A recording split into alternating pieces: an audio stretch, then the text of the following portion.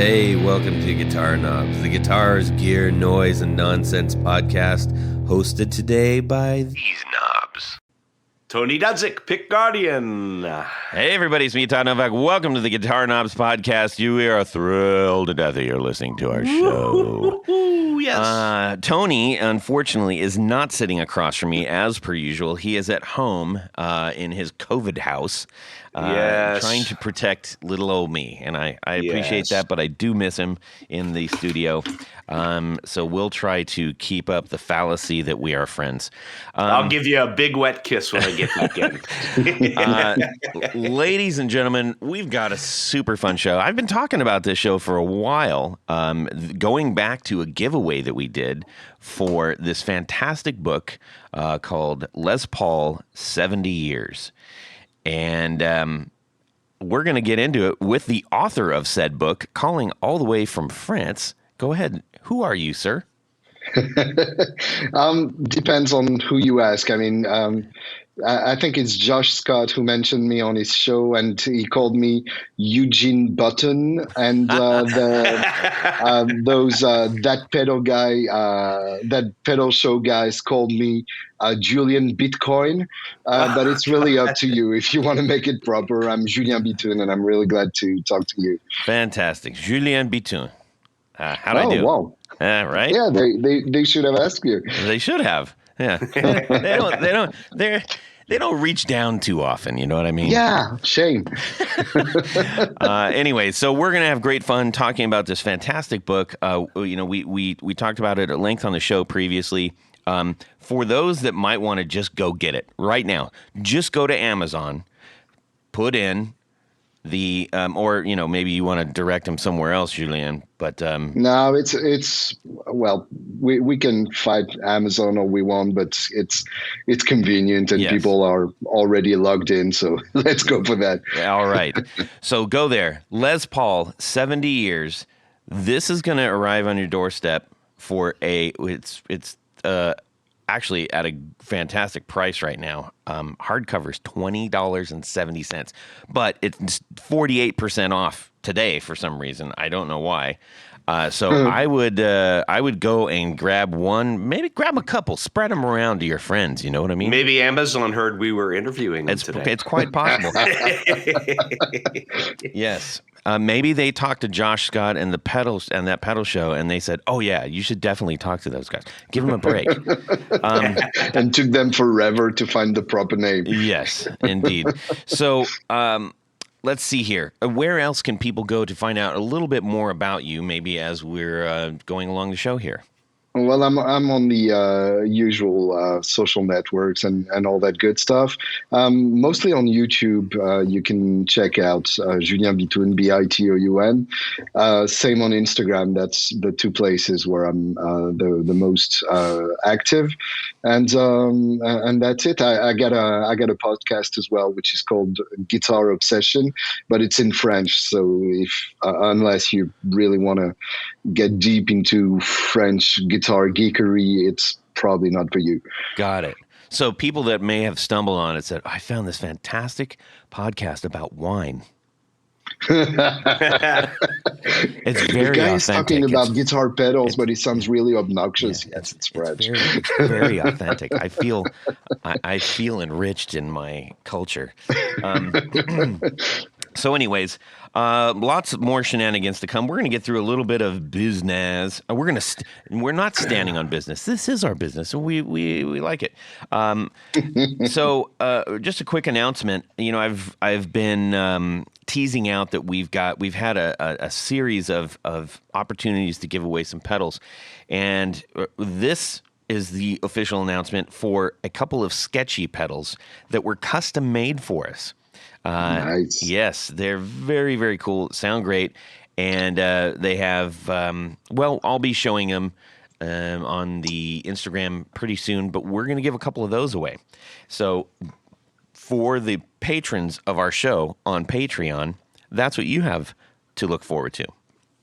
If you are interested already, if you're like, hey, I don't even know what this show's about, this is the first time I'm listening, but I love it, then go over to patreon.com and sign up. And, that's how you get the good stuff. I think they should. I agree. So we have that happening, and then you know what? Let's just get moving here. Let's find out what's going on in our music world this week. Tony, you go ahead and kick us off with some little tidbit that happened this week in your music world. Well, I will do such thing, Todd. This week, I peruse lots of websites and things to find, interesting guitars available for sale. And I happened to be going through, it was through the Musician's Friend website, but they're affiliated, of course, with Guitar Center. And I stumbled across it's called a Hutchins Venue, which is kind of a retro 60s style guitar, kind of Hofner-esque. And Hutchins is a UK builder, but back probably, I don't know, probably going on 15, 20 years ago, they brought in some import models, and that's what this one was, probably as a cost consideration. So I haven't seen a lot of these. There's maybe one or two that pop up from usually they're in the UK still, but this one was at a US Guitar Center. Huh. And it's a set neck. It's kind of a cross between a Les Paul and maybe a Harmony and maybe an old Guild solid body. It's just an oddball shape, but the cool thing about it is it's got like the Hofner bar inlays on the neck, and strangely the thing that really attracted me was they have panel. these. Well, that too. That's definitely part of it. But Artec is I think they're a Korean builder, but they have these mini humbuckers that are kind of like toasters, Rickenbacker toasters, but they have this, their logo like smack dab in the center, and it kind of looks like an Elvis mic almost. Yeah, it actually does kind of have that look to it. So. But it's a cool guitar. So they had it reduced to $199, and I figured, well, at $199, I mean, yeah. If I hate it, we've got a guitar show coming up in a couple of weeks. I can just dump it there. So in my usual, I don't know what it is, but I decided that I wanted to change out the pick guard, which I know a guy, and the control panel and stuff. And I actually really like this guitar. I put a real Hofner bridge on it that I had in stock, and it's just it's a cool guitar. Is it actually from the 60s, or is it a re? Oh, it was probably made, I would say, in the 2000s, maybe. Okay. 2009, 2010. That seems to be when they were doing the import line. Yeah. So I see one on Reverb right now that it says a retro 60s style. So I was like, oh, okay. Yeah, so it's got it's got the look of, like I said, it's now of course it looks even more like a Hofner because I used perloid on the guard and the control plate and changed things up a little bit. So yeah, I mean. Yeah. It's kind of fun, and for $200, it's not a bad deal at all. The thing that I'm looking at the inlays, and it's got the thin double bars. I'm trying. Echo. Is it Echo? The Italian brand. Some of them did, but it was also popular on Hofners in the 60s. They used those bar inlays like that. Yeah. It's a classy. That's a gentleman's guitar right there. Well, I guess I shouldn't have it then. That's what I was going to say. You should give it to your wife. Hey, yeah, go. I actually really, really like Tony's wife is a gem. So I obviously say that in jest. Okay. So, Julien, what's going on in your music world? Like guitars, listening to anything new? Any little tidbit you can share with us? Well, it's been a great week for me. I went to Belgium on Tuesday night because Saint Vincent was playing Oh there. yeah. Oh, Okay. cool. So I really love her latest album, All Born Screaming, which is, I mean, it's kind of Bowie's Indus side, but put to the to a more modern prism, if that makes any sense. And Sure. and on stage it was amazing. She had Bowie's last drummer, who plays on Black Star.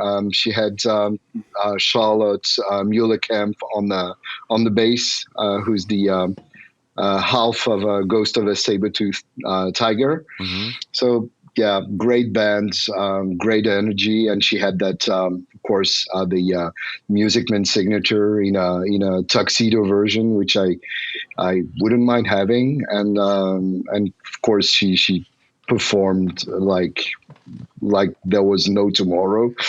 So that was glorious. And the day after that, I went to Amsterdam to see AC/DC. Wow. Well, that was the I think the fourth date on their current European tour. Of course, I'll check them out in Paris as well. But it's the band that started it all for me, so I really wanted to check them out several times if I could, and Amsterdam was absolutely amazing. It was the sound was great. Angus plays like he's never played before. He's got a finesse that probably came with age, and he sounds as good as he's ever sounded. And the new rhythm section is really killer. So I knew Matt Luke because he played in the Dirty Knobs with Mike Campbell, and, Uh-huh. Oh, yeah. and I've seen that band in NAM a few times, but they're on an arena or stadium stage. He was doing the work and sounding, in my opinion, way better than Chris Slade. So yeah, that was pretty amazing. So great guitar week for me. Fantastic. Yeah, that sounds like a heck of a thing. I just thought maybe if their new album is for those about to drop, we salute you. If that worked out. So bad, so bad. Sorry, I had to do it. I had to. Come on. Fire. Terrible, terrible. I'm We salute who? therooxetod for .com. Yep.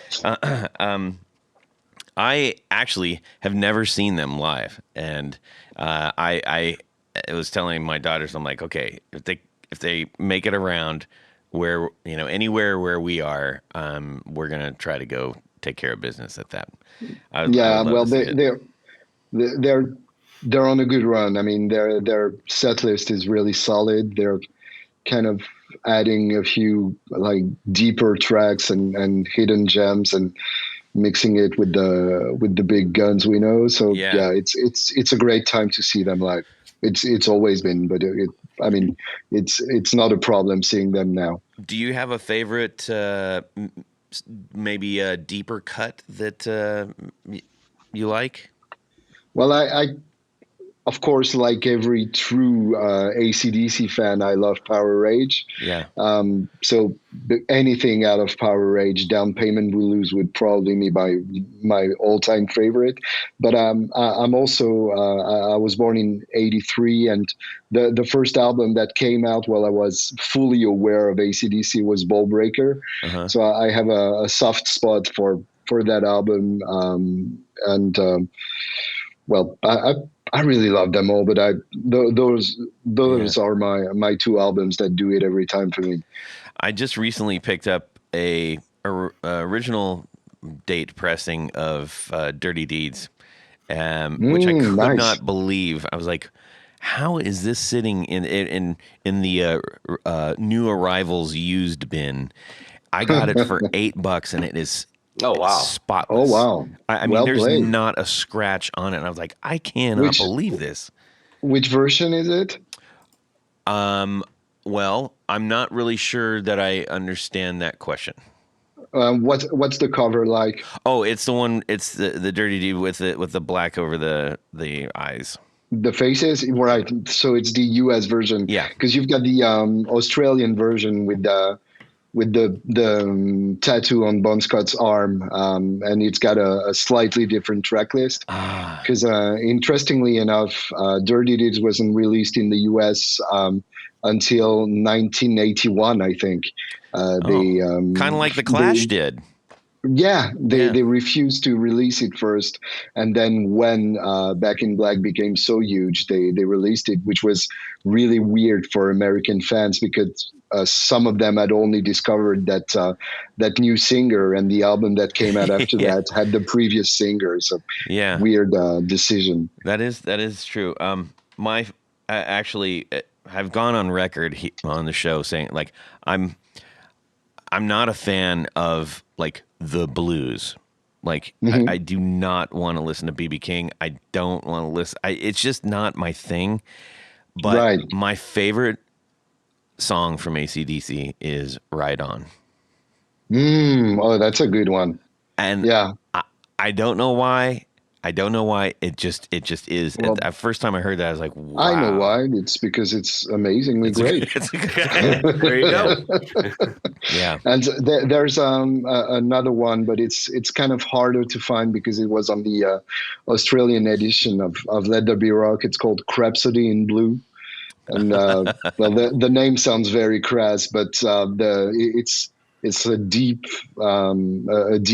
blues, and it sounds really, really nice. Yeah.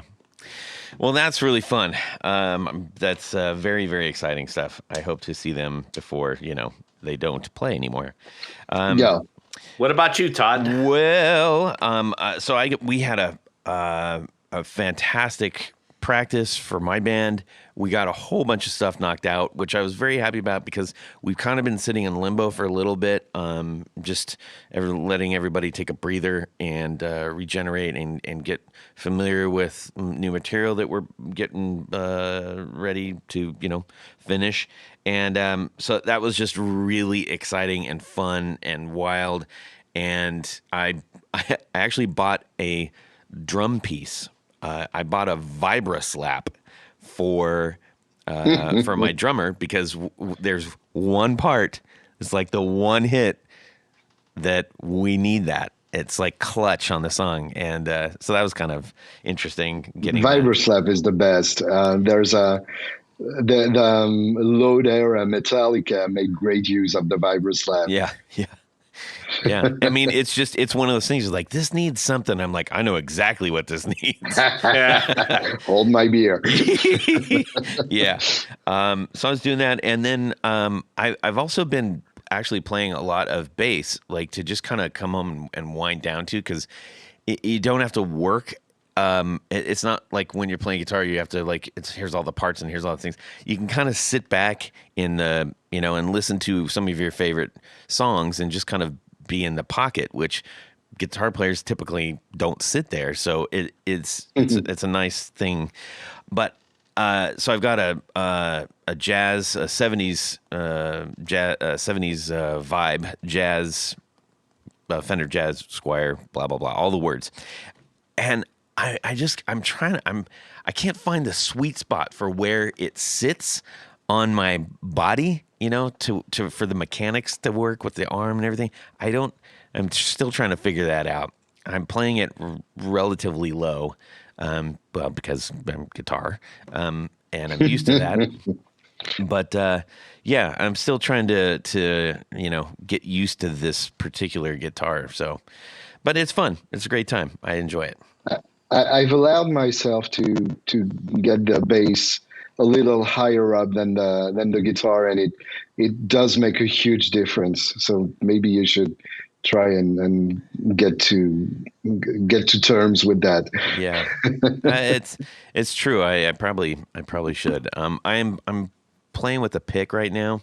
One of my favorite bass players of all time is Eric Avery of Jane's Addiction, and right. So I love playing along to that stuff to the degree that I can, and so then you have to get in like, well, what's his vibe, and just like with any guitar player, it's like, kind of got to do that. So anyhow, if you're playing bass, you're probably not using a whole lot of pedals. But when you switch back over to guitar and you have those pedals, the best way to connect those pedals is through Tour Gear Design's patch cables. Oh, yes. So that was a segue, if there ever was one. Now, once you go to that website, you're going to say, yeah. Once you go to the site, you're going to say, holy moly, these things are everything that the guitar knobs said they were. And then some. Yes. The thing that I love most about them is that the actual plug is the size of the, the jack is the same size diameter as the actual input. Do you know what my favorite thing is? What? They are flat like a crepe. Yes, they are flat. I knew that would come in handy one of these shows. I'm gonna blow your minds right now. They are flat like a Julien. Ooh. A ribbon. I'm as unflat as they come, but let's. Yes. So when people just for the sake of it. Yes. Well, when maybe people don't know, but when they're thinking about guitar pedals, but they're actually like chopping rolled up like basil leaves and stuff, and you julienne them. You are making ribbons. See how I made that? I made the three-way connection there. It's incredible. How does this happen? Anyways, you're just amazing. I'm amazed. You should have a podcast, really. Go to Tour Gear Designs and get yourself some of these patch cables. And when you do, there's a coupon code. Put in the guitar knobs, all one word. You are going to save 15%. That's a great deal. It is. It's ridiculous. So thank you to Tour Gear Designs for sponsoring our 4 on the Floor. Tony? Let me get a little bit of this. The sick version. 1, 2, 1, 2, 3. 4 on the floor. All right. Julien Bitoun. 4 sur le plancher. Oh, monsieur. I am blushing. I can say ooh la la. Yeah. What is your 4 on the floor? Okay. Well, as with any good pedal board, it starts with fuzz, because fuzz is life. Basically, I have way too many fuzz pedals. I dare not count them, but I love them all, and they all have their special stuff. What I love about fuzz pedal is that even a bad one can be usable for something, because it's basically a broken sound, and it's supposed to be weird. So you get to accept the chaos that it is, and love it for what it is, and it's also a great way to live when you think about it. But I digress. I'm lucky enough that I happen to have my own signature fuzz. That's a little humble bragging for me there. It's a French brand that's called Anna Sounds, which you might know for the Elements Spring Reverb, which made quite an impact in recent years. And it's called, strangely enough, the Bitoun Fuzz. And we're probably going to rename it someday, because people don't know how to pronounce that, and it bugs me. So the Bitoun Fuzz is basically 2 fuzzes in one. We started out with a super fuzz, like a Japanese super fuzz, which is a circuit I love, because it's so big for like big riffs and all that kind of lo-fi approach to fuzz. And then we put a fuzz face into a super fuzz, and the fuzz face kind of fills out the mid-range that the super fuzz doesn't have. So it's kind of the best of both worlds, and I really love the final result. It's a little over the top, but when I'm playing live, I'm already playing an amp that's quite crunchy. So when I step on my fuzz, I want to hear that it's on. So with that, I'm sure that it's on, and it does the.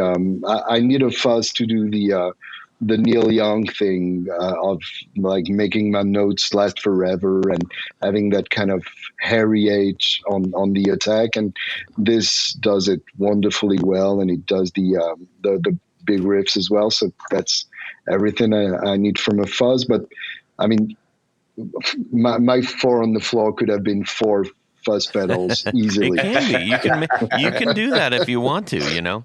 Yeah, but I love other stuff too. I mean, you know, Okay. don't we all? Yes. Second pedal would probably be a tuner because I'm not a monster, and I love to play in tune sometimes, especially since some of my guitars have Bigsby's on them, so you need a tuner for that, and I sing as well, so I try to play in tune so I can sing in tune. And my current tuner is a Walrus canvas tuner, which I really love. I haven't tried putting a picture of my pets on it yet, but I of course will. But it's a wonderful tuner, and it's kind of beaten my classic TU3 Waza to the punch. So, well, I'm still keeping my old TU3 for bass gigs because, of course, I need a different tuner for my bass gigs. Yeah. But yeah, the Walrus Canvas is a great one. After that, I'm sometimes using a little overdrive. I'm not going to be original here, but I love everything that's clone related, except I don't like the clean sound that gets re-injected into the parallel sound of the clone. So my favorite version, and I'm sorry for like quoting them twice, but Anna Sounds, again, the French brand, does a version of the clone that's called the Savage, and it's my favorite so far. It's a little beefier, and I usually use it with the gain at minimum and the volume at 3/4 just to brighten up the amp a little bit. And finally, I love a good tape or drum echo. I love those kind of ambient spacey sounds, or I love a nice slapback as well. I'm lucky enough that I've gotten to know a few actual tape echoes. Like the full tone sounds pretty good, but it's not really reliable. So I've done that in favor of the Echo Fix, which is an Australian replica of the Space Echo, and it so far it works, and it works beautifully. And I'm lucky enough that I've recently gotten the Binson EchoRack version by T-Rex as well, which is an amazing piece of gear. It sounds very dreamy. It doesn't do the slapback as well as the Echo Fix will, but it does the long echoes in a very beautiful and poetic manner. And lastly, if I want to bring it to a gig and not just use it in my studio, I have the Strymon Volante, which is basically a Benson EchoRack, but a digital version, which sounds really good. It's got a preamp built in, which is always useful for adding yet a little more dirt. It's got a nice spring reverb built in as well, which I don't have on my amp, so yay. And it's got a great looper as well, which I'm all for. I love. I don't use looper to do rhythm stuff under my solos or stuff like that because I can be bothered. But I love using the looper in a quote unquote creative way to make like soundscapes and fiddle about for hours on end, just adding sounds on top of sounds. Yeah. And there you go. Outstanding. Now, we appreciate that you threw a tuner in. If you want to throw in another one, and we'll just say that the tuner is just like an acknowledgement. What's Okay, as long as it doesn't have to be a headstock tuner, I did. no. Uh, I'd say some kind of a Leslie. I'm lucky enough that I've got an actual Fender vibrato, so the guitar version of the Leslie, which I don't take to gigs because it's way too big, but any kind of univibe or vibrato, I love. I'm a big fan of Madison Cunningham, so something that gets me in the ballpark of that kind of quiet, weird, wobbly movements. I'm all for. Perfect. Nice. Perfect. Yeah, we don't really, not a lot of, we don't get a lot of Leslie love on the Four on the Floor. I don't think we've ever. That might be a first, actually. Oh wow! Yeah. How weird. I don't know if people it's just don't gorgeous. get it, or whatever. Well, it basically does two things. I mean, it does slow and it does fast, but both are kind of little sonic words unto themselves. Yeah, indeed.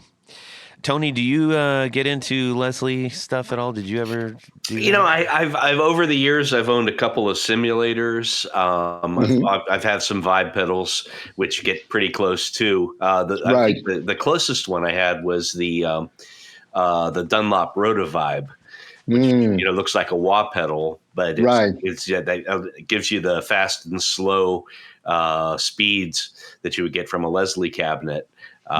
So that's one that I still use. Well, those are quite good. I mean, any kind of univibe.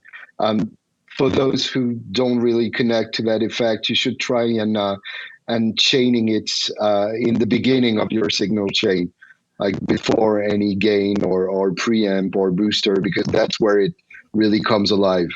Like using it as you would a chorus pedal, like after gain, it doesn't work that well.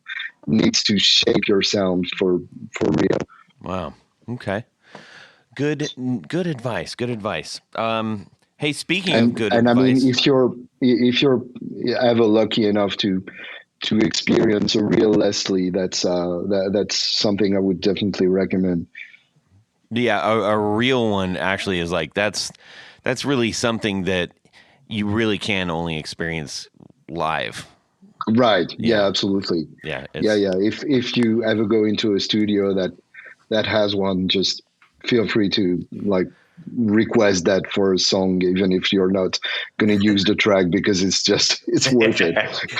Yeah, indeed. Well, Julien, as fun as it is talking about your pedals and your signature pedal, that's very cool. Go out and get that, everybody.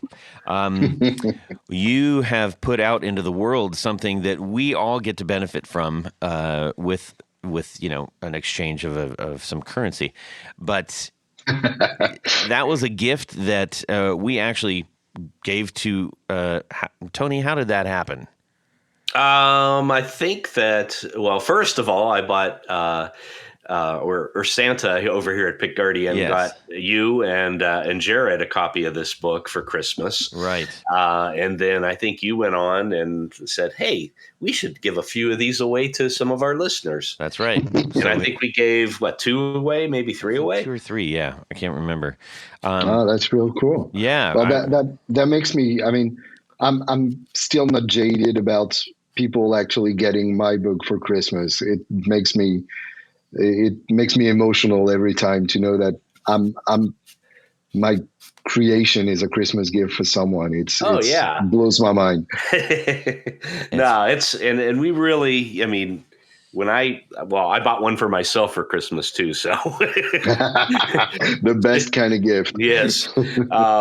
But what really impressed me is, I mean, it was a combination of going over the models of Les Pauls, but a lot of the players, and it hit a couple of different levels. Like normally, if it's a history of the Les Paul book, all you see are nothing but guitars and maybe a couple of players. But I think it's really, really well done.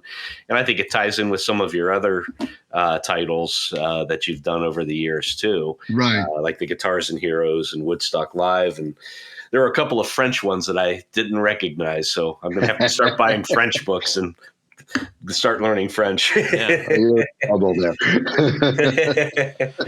Not sure my prose is worth it, but I mean, still fun to learn other languages. Yes.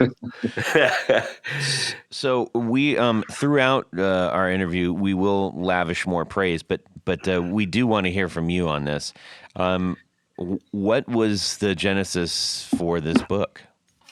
It's kind of a cliche to call one of your books a labor of love, but that was it really.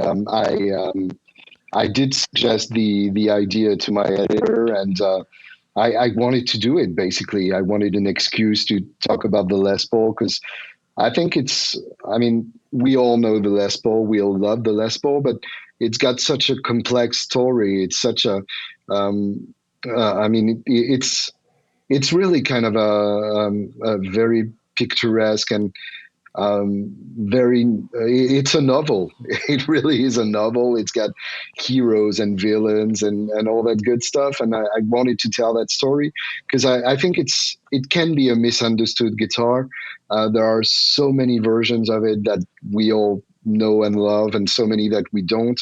So many artists that use the Les Paul at some point that we don't really know about. Some others that are so associated with it that I wanted to go deeper into it. And actually, it was kind of a Les Paul centric year for me, because I also curated an exhibition for a French museum. So that was kind of my year, like talking and speaking Les Paul and writing Les Paul kind of 24/7. And I finally did a trick on me, and I bought my Les Paul. Wow. What did you Nice. get? I'm lucky enough that I got a R6, so a reissue 56. 56 would be the gold top with the P90s, except mine is black top. So I find it absolutely gorgeous. I love black guitars, and it's my baby. Does that have the wraparound bridge, or is it a No? Tunematic? 56 is the Tunematic. Yeah, Okay. I probably would have preferred a wraparound, but that's the one I found, and I love it with its flaws, you know. Yeah. It's interesting when you start learning about the lore versus the functionality, and you know when they got it right, when they didn't get it right, about just the bridge alone is like that's a book. Yeah, absolutely. It's I mean, every part of the Les Paul deserves its own book in a way, and every decade of the Les Paul deserves its own novel, as I said. And yeah, the bridge started off really wrong, terribly wrong. Yeah. Oh yeah. And then went perfect, in my opinion, with the wraparound, and then got classic with the Tunematic, and you've got a few variations that are really interesting as well. I think a Bigsby on the Les Paul is always a good bet as well. I mean, there's even a Floyd Rose can sound interesting on the Les Paul. I know it's kind of anathema for a lot of players, but a Les Paul on a Floyd on the Les Paul, I mean, just listen to Alex Lifeson, he makes it sound good. He's okay. Yeah. With a little bit more practice, he will be great someday. The right people, you know. Yeah. So, how? I mean, this is a big dumb question, but how long did this thing take to do? It didn't take long enough. I had a strict deadline, and I kind of burned out doing it. So yeah, that was a weird experience because, well, basically it's the writing itself took somewhere like 2 months or something like that, and I had to translate it afterwards because I wrote it in English first. Because it feels more natural to translate from the English to the French. The opposite would feel kind of weird to me because, well, most of the guitar books and guitar magazines that I read, of course, are in English. So that's how it comes naturally to me. And so I had 2 months to write it and 1 month to translate it, and that clearly wasn't enough. But Wow. I made it work, and a few sleepless nights and all that good stuff when you're on a deadline, and all the while going to Nashville to check out the Gibson Vault and all that. So adding that to what I was already writing, and I was lucky enough that Matt Coiler from Gibson would read proof my manuscripts, and he would like give me notes on anything that wasn't accurate. And since he's really knowledgeable about the history of the brand and the model, I'm really confident in that book doesn't have too much faffing about with the truth in it, to speak politely. So you might have even crossed paths with Jared. He's one of our co-hosts. One of the he's been with us for a long time. He works at Gibson now. He's the pickup guy there, and he's Nice. If you saw somebody that looked like they couldn't fit through like a door, either That was way, him. that was him.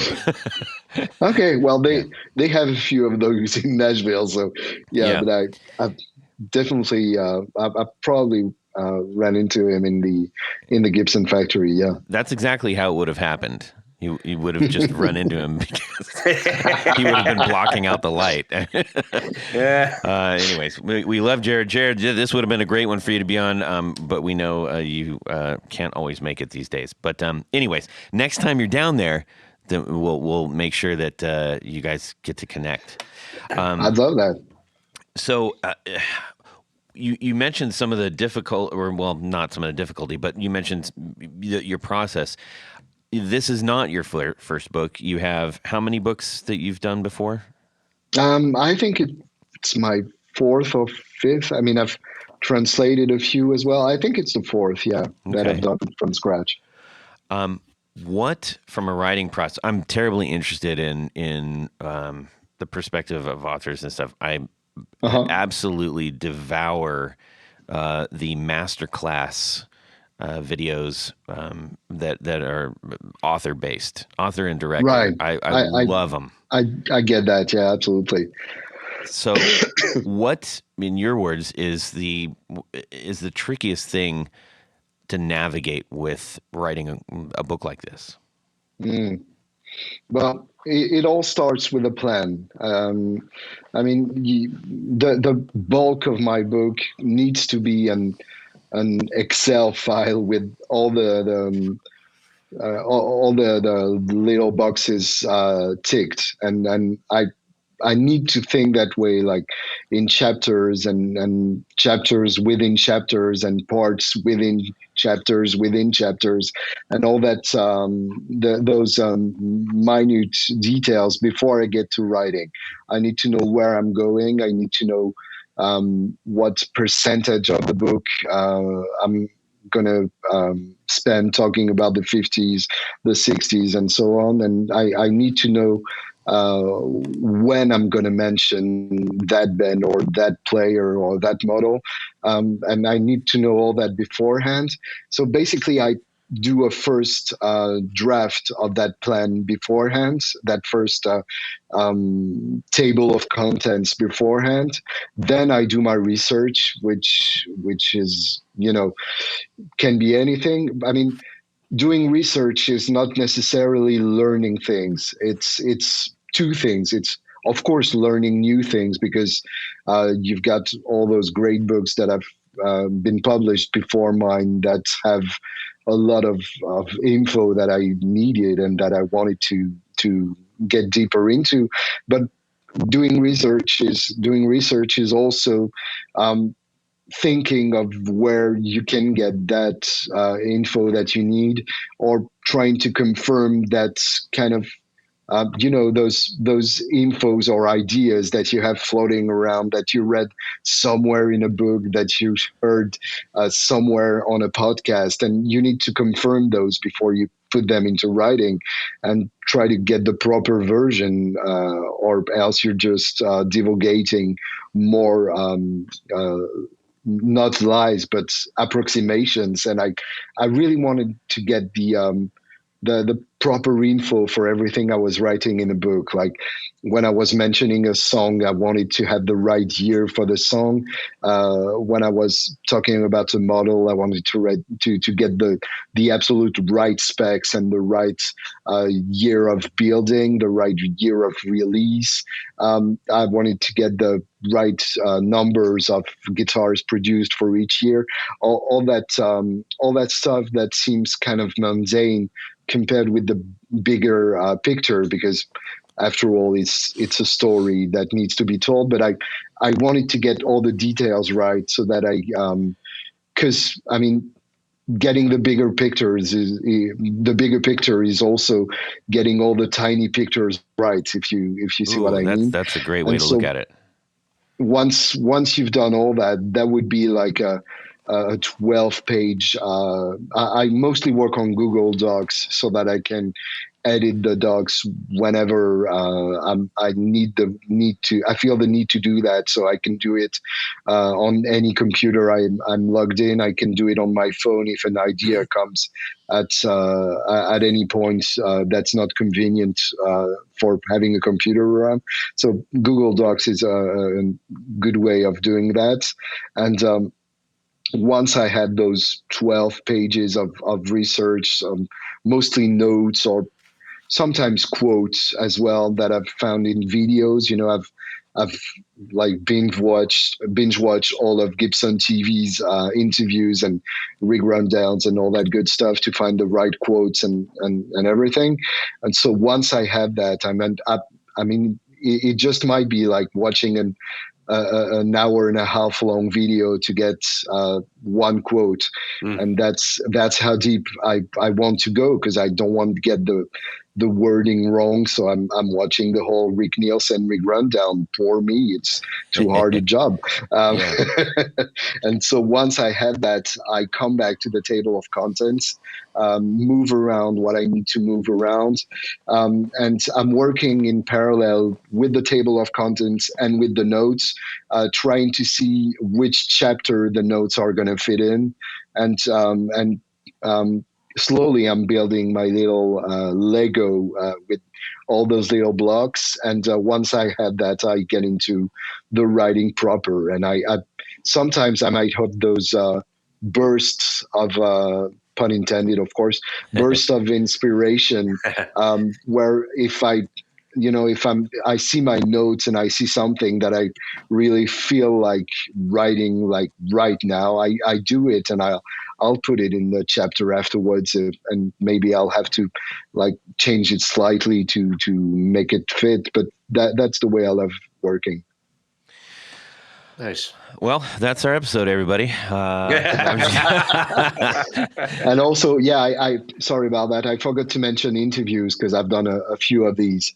I've interviewed like people like Groon, like Walter Carter, like people at Gibson, at the Gibson Custom Shop, or at the Gibson Factory, Jim DeCola, people like that who are extremely knowledgeable about the company and even the darker side of the company, which is definitely a part of my book, which you probably won't find in many other books. And I'm lucky enough that they let me tell that part of the story as well. I think, well, it shows intelligence on their part. Yes. But yeah, any book that would have been published before 2021 basically wouldn't have that part of the darkness of the story. But yeah, I do interviews and I have to transcribe these. I was lucky enough that I'm friends with Bumblefoot Ronthal, and he hooked me up with a friend of Les Paul's, a childhood friend of Les Paul's. I Oh, mean, wow. not childhood, but he was a local cop, and he became one of Les Paul's only close friends. And I did an hour and a half interview with him, which was extremely moving, and I transcribed the whole thing as well. I mean, every interview needs to be properly transcribed if I want to get the proper excerpts from it. And I might only keep like one sentence, but the rest of it also is informed by what those people told me. And if I don't do the research work before that, my interviews are not going to be including the questions I need to get the proper information, because people are usually willing to talk if they see that you've done your homework and you know what you're talking about. If you've got access to someone like Jim DeCola and just ask him how are Les Paul's built, I mean, you're just wasting his time and yours. So yeah. you got to do the work and the work before and the work after. Yeah, for sure. And it's so obvious all that in 2 months. Yeah, that's incredible. I'm astounded at that. I do have. I gotta ask, like, what is your in the process of your book? You know, you obviously worked very hard, but once it was done, did you get to think about, like, what was your favorite aspect of the book as it is now? Interesting. Well, my favorite aspect of the creation was the Nashville trip, because, well, I would have done the book if only for that trip. You know, getting a chance to visit the custom shop, visit the factory, spend some time in the vintage stores there, talk to Rumble Seat as well, and of course spend some time in the secret Gibson vault. That was a real blast, and having access to the original shipping ledgers as well was kind of, I mean, it was very moving. Like actually seeing that page with the first Gibson shipped, with the first Les Paul shipped from the Kalamazoo factory, which actually was built on a Friday night, if you can believe it. So we are always weary of Friday night guitars, but the first Les Paul was one, and that was definitely a big part of the process for me. And as far as the book is concerned, I think I love the I love it all. I mean, that's fair. Sorry for saying, but I'm glad that I kind of focused heavily on the story of Les Paul himself, because he sometimes gets sidetracked when talking about what was his signature motto and still is to a point. And I'm glad I also took the time to research the 80s, which was kind of a weird dark time for the Les Paul, and I'm glad I also got to document the more recent times and the weirdness around it, and try to pinpoint that weirdness, and that was a ride, definitely a ride. Cool. Julien, you also mentioned, and you're, in addition to being an author and a writer, you're also a musician. Tell us a little bit about that side of your career. Well, it's I would say I'm a lucky hobbyist, if I may put it that way. Lucky in that I don't get to rely on music for my sustenance, so I don't have to pay to eat. I don't have to play to eat. Right, so I can play what I want to play and do the music I feel like doing, and not have to compromise in any way, because if it's not fun, then I don't have to do it, you know. And that's the way I want to keep it. Right now, I'm in between projects. I'm working on on a few things. I've just finished an album with my former trio, which is kind of rock, garagey, folky, kind of in between Elvis Costello and Queens of the Stone Age. Ooh, That Wow. makes any sense. I like that. Yeah, big claims. But I'm also working on a tribute EP to Black Sabbath. We've recorded 4 tracks on tape live in the studio, which was a lot of fun. Huh. I'm also working on a blues EP with a harmonica player of my friends, and basically, I love a lot of different genres, always within that kind of rock, folk, blues, metal canon, and I want to do as many EPs with the musicians I love, and in all those styles that inspire me. I'm also working on a stoner EP as well, which Oh, should be released somewhere next year. So yeah, all that great stuff. you're a busy Great. And man. you mentioned that you just picked up an R6 Les Paul. What Yep. other horses do you have in the arsenal? Um, well, too many to not be ashamed of. But my other Gibson, which I absolutely love, is a Trini Lopez. It's the 64 reissue, which I partly picked because it was black and partly because it sounded amazing. So I love that one. I love a semi hollow.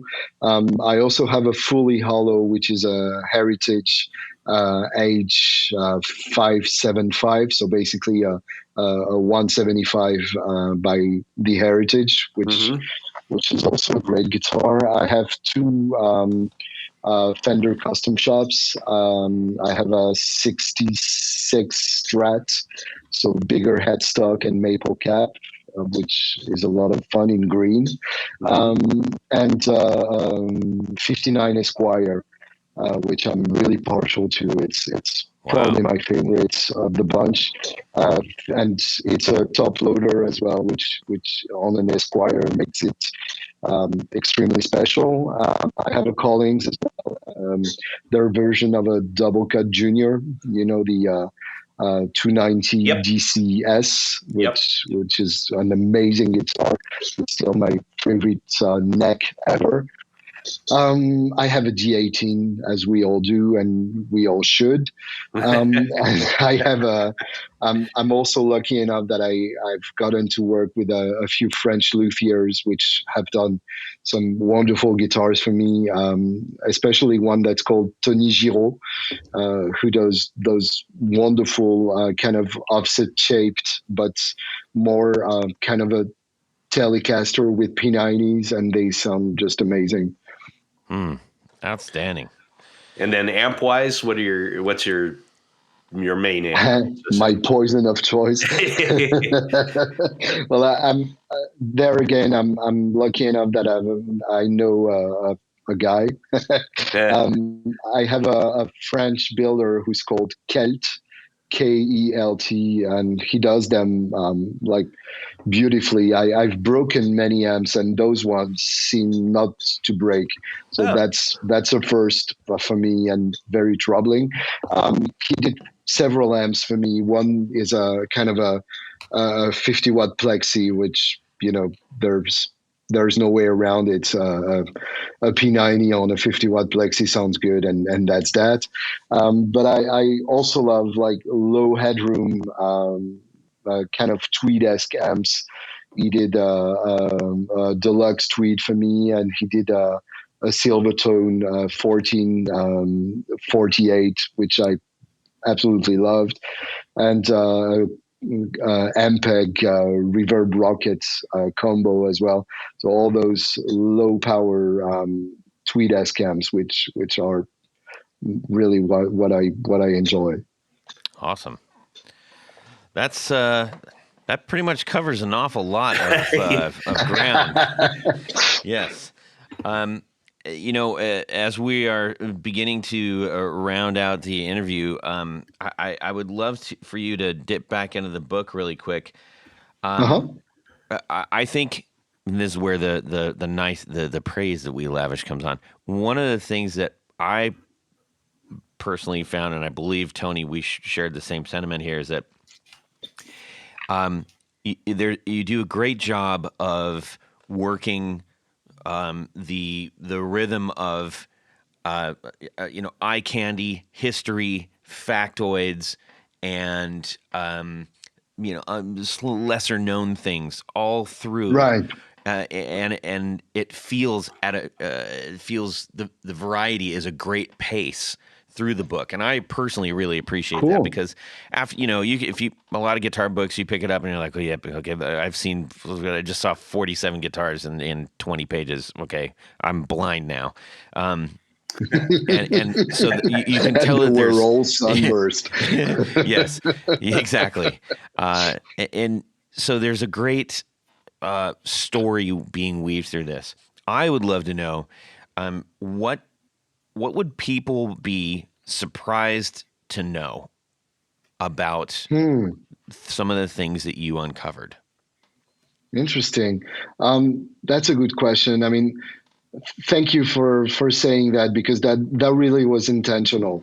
I wanted to add a few lesser known players, because I mean, one can only get so many Jimmy Page stories before they go completely nuts. Yeah. And I really wanted to talk about the musicians that keep on doing the Les Paul, making the Les Paul relevant as well. Mm-hmm. And the guitars as well needed to be specific guitars. I mean, for some of them, we had to use stock photos, but most of them are actual guitars that we searched for and we found in several vintage stores, and they're like individuals to me. Like, some of them we had one detail that was interesting and we needed to capture that detail. I was lucky enough to travel with a photographer, so he really could hone in on what I wanted him to show on the pictures. So, for instance, I wanted a sideway vibrato for an early SG, and we found that, and I really wanted a revealing close up of that, and so many details like that, like the logo on the early gold tubs that's way lower than it is on the latest gold tubs. I wanted to capture that as well. So that's why we needed the proper guitars to take the proper pictures, and that's really important to me.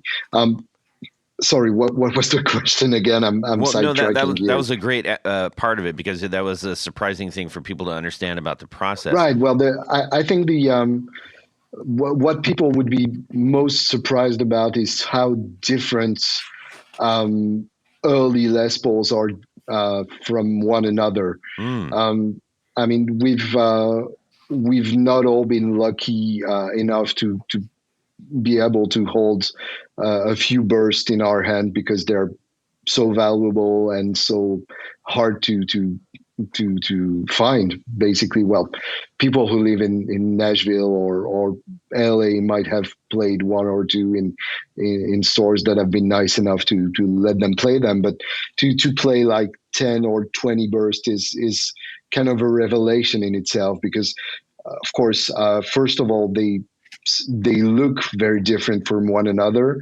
Of course, you might know that Gibson decided that the reissue 58 would be the plain top, and that reissue 59 and 60 would be the flamier tops. But back then, there were basically very few flamey tops, even for 59 and 60s, and you can find 68 with flamey tops. So they're all really different. The grain on the mahogany can be really different as well. The shape of the necks can be quite different from one guitar to another, not just from one year to another. And of course, as was it Jason, the pickup guy? Oh, Jared. Jared, sorry. As Jared would probably tell you way better than I could. Every PAF is way different from every other one, and they all have a different output level. They all have their own sonic magic. Some of them are not so good.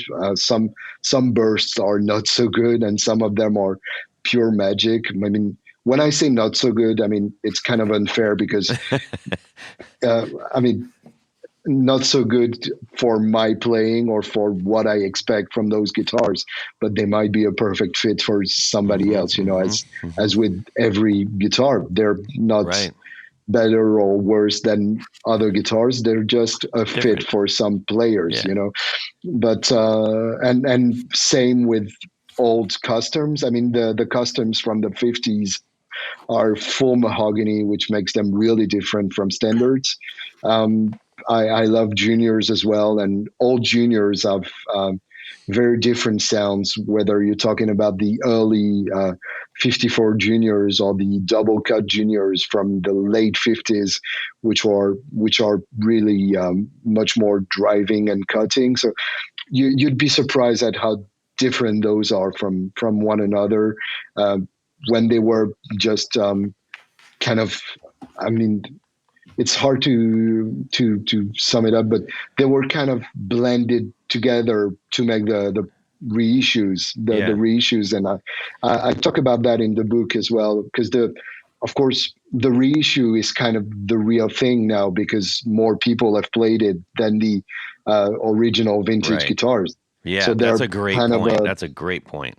They're kind of a reference onto themselves, and some of them are getting more valuable than other, which doesn't make any sense, but that's another story for another time. But I mean, the reissues were kind of ideal features of several hundred guitars put together to make kind of an abstract idea of what the 50s Les Paul were. And of course the original ones are way different than that, and they're not again better or worse. They're just different. Nice. So after doing all of this research and playing so many different models, what is your holy grail Les Paul? I love juniors, and I cannot lie. Nothing quite gets me like a good double cut junior. That's my kryptonite. But I'm also partial to if we're talking humbucker Les Pauls, which most people are partial to. I love gold tops. I've noticed that the best vintage Les Pauls I've played were usually 57s, like the the humbucker plus gold top is only like 57 and early 58 because half of 58 was gold top and half was sunburst. Right. But for some reason, the old gold tops usually sounded better to me than the old burst. They not always looked as sexy as the burst did, but then again, a gold top that has turned to green with age is quite sexy in itself as well. Oh yeah, yeah. Too cool. Man, this has been an absolute joy talking to you about this, and I'm curious to see what the next book that you come out with is. We will be highly tuned to that. Are Cool. you working on something new? Yeah, I'm actually done with it, but it's probably going to be French only. So I'm, you're going to have the pictures to look at because I'm working with a fantastic photographer. So I'll keep you posted about that. And yeah, something English speaking might be coming down the pipe at some point as well. I'll keep you in the loop. Excellent. Okay. Well, I've got a revelation that we're going to bestow upon our patrons. We're going to give away 2 more of these books. Nice. Yes, Yay.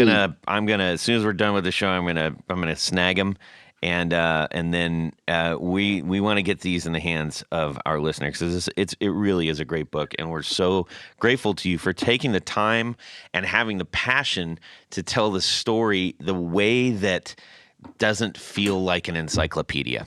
Right. Right. Well, yeah. Yeah, listen to the rest of the show for if you want more of an explanation of that. There's too many books about the Les Paul to be that, and an instrument only exists if it's played by musicians, and it's never been more true than in the case of the Les Paul, because basically, if not for the players, the model wouldn't exist anymore. True. Well, everybody, rush out and get yourself one of these. That's going to narrow my pool of who these go to as well. And we'll be looking. Well, Also, don't hesitate to drop me a line through Instagram or mostly Instagram. Feel free to DM me if you've read the book and enjoyed it, because it's always nice to talk to people that are as passionate as I am. I appreciate you extending that. That's very gracious of you. And I encourage our listeners to do that, and I'm sure you will get some that do. And of course, if you have not enjoyed it, feel free not to write. No, just use the Throw Rocks at Todd URL for that. Thanks for wasting my time, Todd. Anyways, well, we've got one more little thing that we got to take care of. Tony? That's right, Todd. Now, I am sick, so I'm going to do my best, but as they say, the show must go on. We've come to the segment of the show. It's a little game we play called Would You Rather? Yes, you're flat as the Ohio landscape. Okay. Well, there you go. I think from the tone of your voice, I'd rather not. Yeah. Well, you're in luck because this week, this Would You Rather is a French Royal Guard battalion shows up at your door to read a proclamation informing you that you are the last direct descendant of the late Pépé Le Pew, Marquis of the House of Pew. Uh-huh. In Hence addition, the smell, yes. Figures. This thing already stinks. Oh God. Yes. So in addition to the pursuit of love and Jerry Lewis, Marquis Le Pew had a penchant for collecting oddball guitars. Unfortunately, Chateau Le Pew was in terrible shape, went into foreclosure, and most of the guitar collection had to be sold to pay for repairs. The guardsman that is an emotional roller coaster.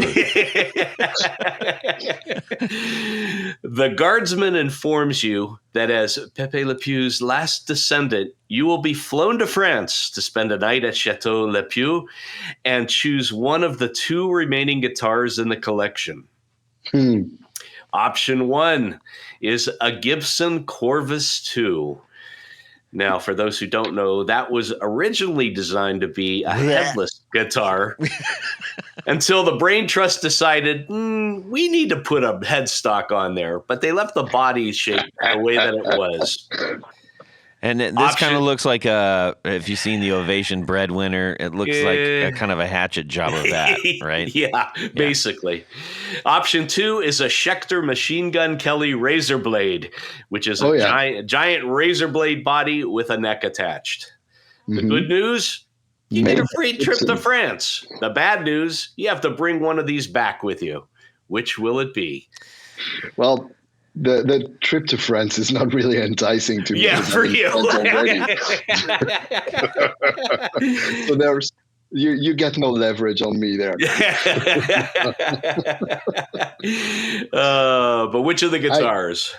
I would probably go Schecter on this, because at least it's probably more playable than the Corvus, because I think, I mean, modern guitars, even if they're butt ugly and weird, they're always playable, and you can always get a decent sound out of them, even though they might not have that kind of special tone that will inspire you something. They will do the work, and it's probably not really the most comfortable guitar to play seated, but I think I can make it work. And to be honest, I kind of like the idea of doing a folksy songwriter kind of gig with that guitar.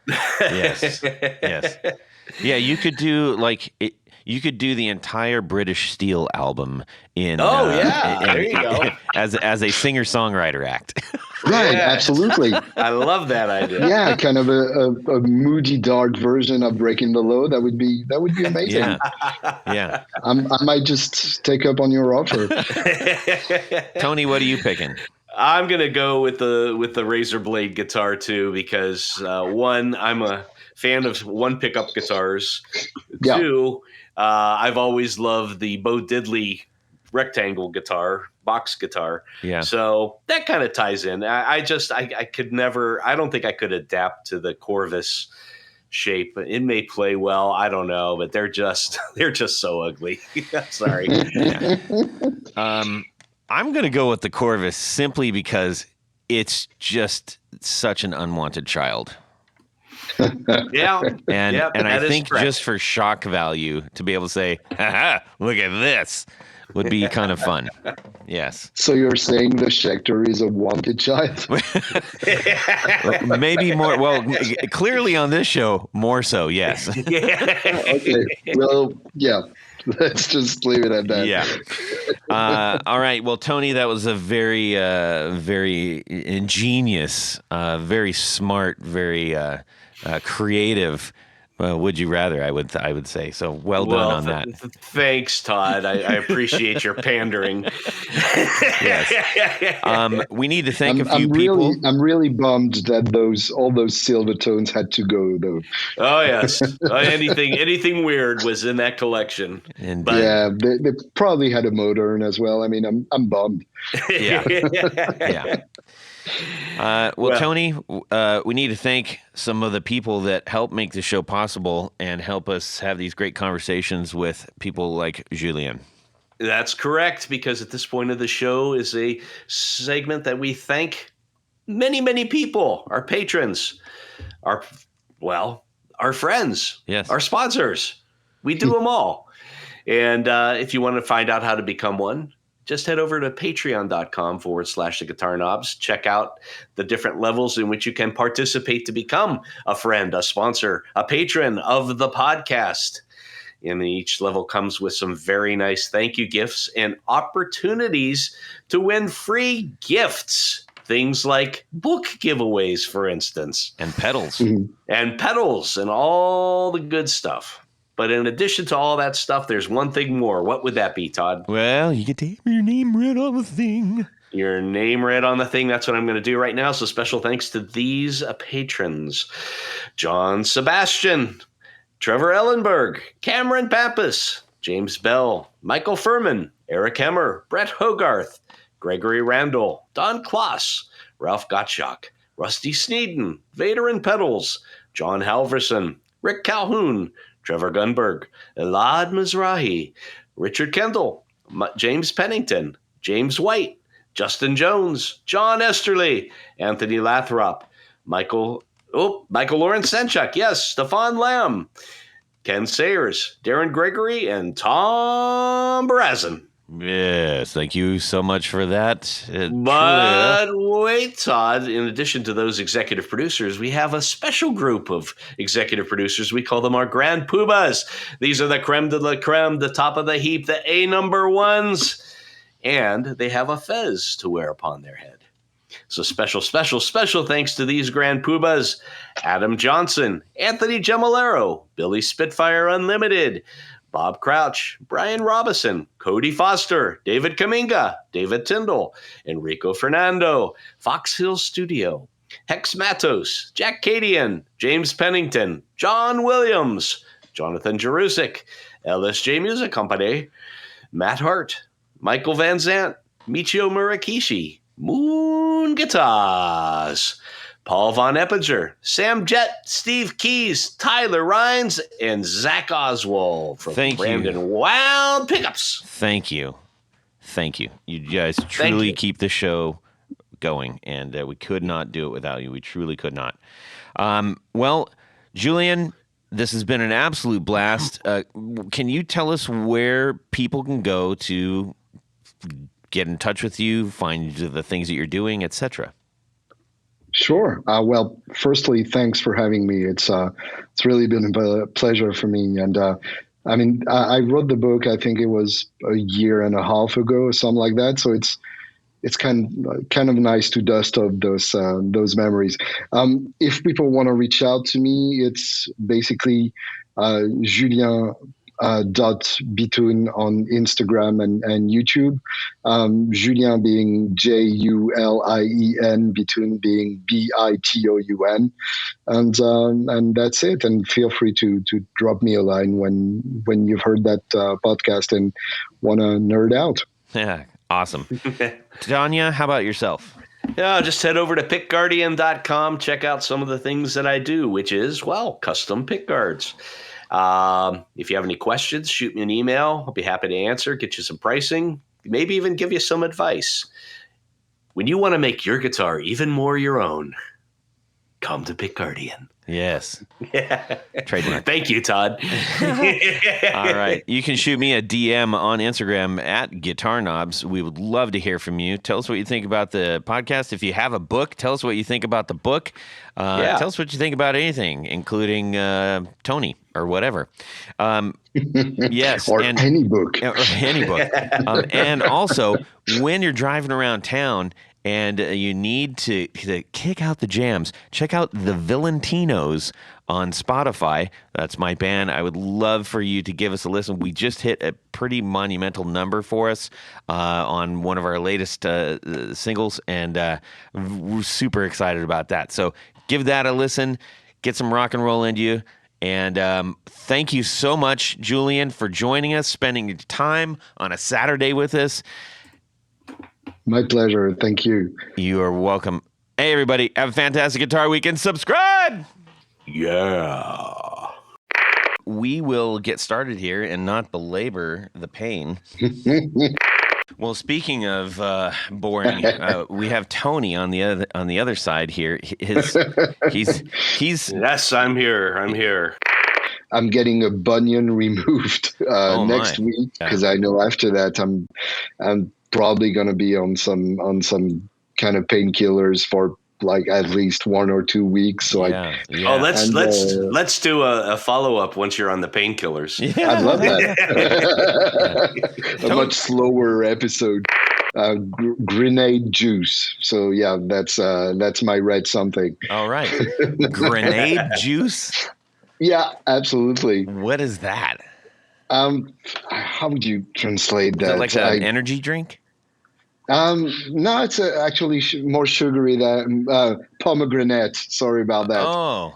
Grenade would be the weapon, right? God. Yes. Grenade juice is actually people. Yeah. Pomegranates. It makes juice, sense because the original grenades were based off of a pomegranate. Yeah, makes a lot of sense. It's hence the same word in French, which we usually can tell the difference depending on the context. Gotcha. Yes. But it's usually over before you even realize it. So right. Tony's used to that.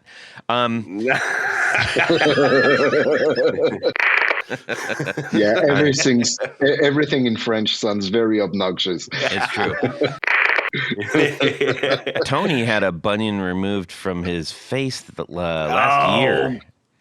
It was terrible. It was 3, 2, 1. Testing.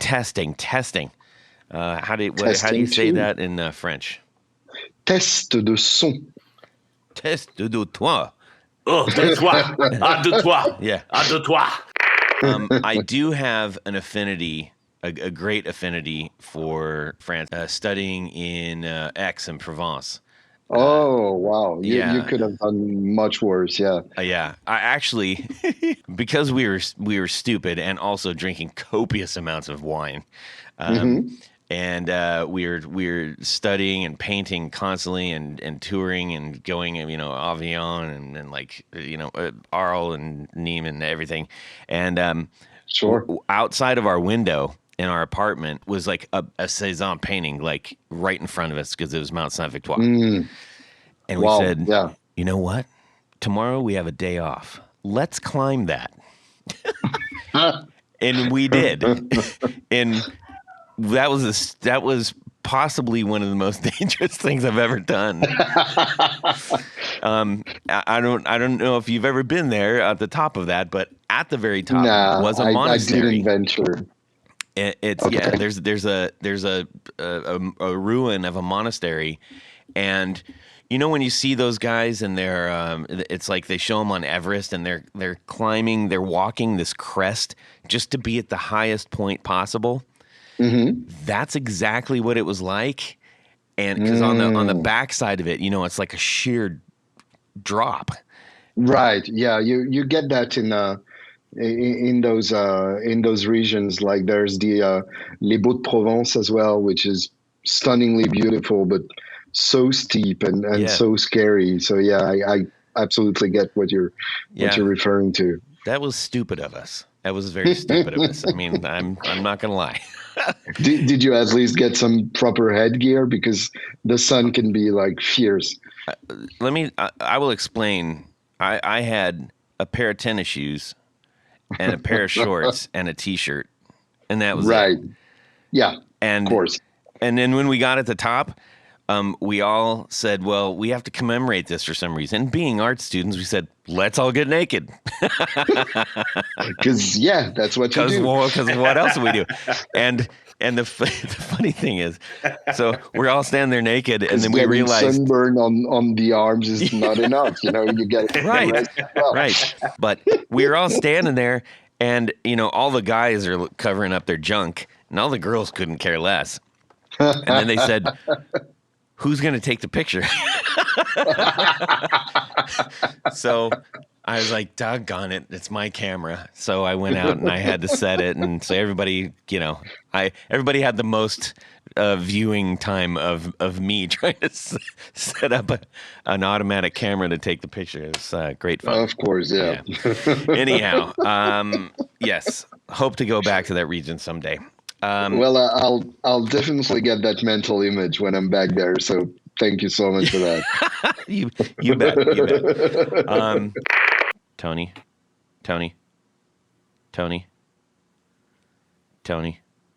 We've lost Tony. And away we go. Well, that's it for these knobs. Please visit our Patreon page at patreon.com/theguitarknobs. Visit our website at theguitarknobs.com for all of our past episodes, 4 on the Floor blog, and other good stuff. You can connect with us on social too at our Facebook page and share your gear and stories on our Facebook group. Also, be sure to check out our Instagram at Guitar Knobs. Catch you next time.